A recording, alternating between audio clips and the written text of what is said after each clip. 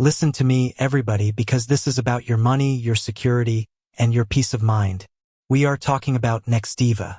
Now, you might be sitting there thinking, Susie, I'm retired, or I'm just about to pull the plug on the 9 to 5. Why am I worried about a business phone system? Because life today is digital. Whether you are running a small consulting side hustle to stay busy, managing a nonprofit, or even if you're part of a homeowners association, you are looking for ways to stay connected without breaking the bank. But here is the thing. If you don't understand the gotchas in these services, you are going to find yourself in a financial mess that you didn't see coming. And at this stage of your life, we do not have time for messes.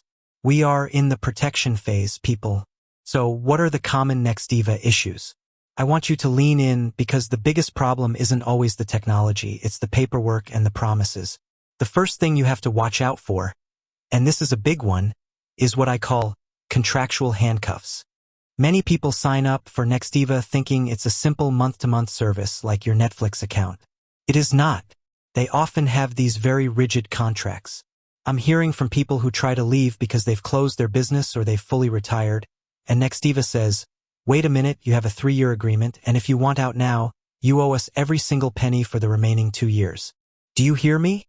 That is your retirement cash flying out the window for a service you aren't even using. You have to be an expert on your own life. Before you click agree, you look at that contract.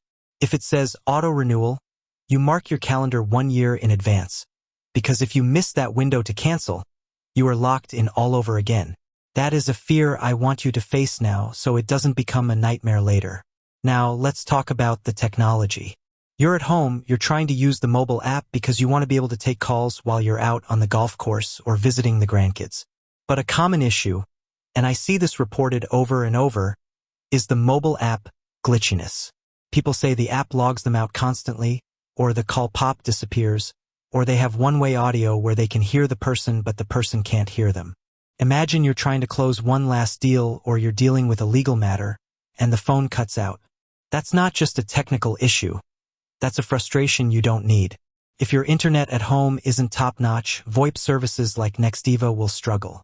It's not a magic wand. If your Wi-Fi is weak, your phone call is going to sound like you're underwater. And what about the billing? Oh, this makes my blood boil. There are reports of people being billed even after they've moved their phone number to a different carrier. What we call porting out. You think you're done, you think the relationship is over, and then bam, another charge hits your credit card. And when you call to fix it, you might find yourself stuck in a loop of, let me transfer you to the billing department. I want you to ask yourself, do I have the energy to fight a multi-million-dollar company for $50 a month? Probably not. So the actionable takeaway here is documentation. If you cancel, you get it in writing. You get a confirmation number. You don't just take Joe from support's word for it. You protect yourself. I also want to address the feature overload question. Nextiva is powerful. It's got AI, it's got video, it's got CRM integration. But do you need it? If you are a retired person just looking for a professional-sounding line for your hobby or your small rental property business, you might be overpaying for bells and whistles you will never ring. They have different tiers: Core, Engage, Power Suite. Don't let a salesperson talk you into the Power Suite if all you need is a dial tone and a professional voicemail.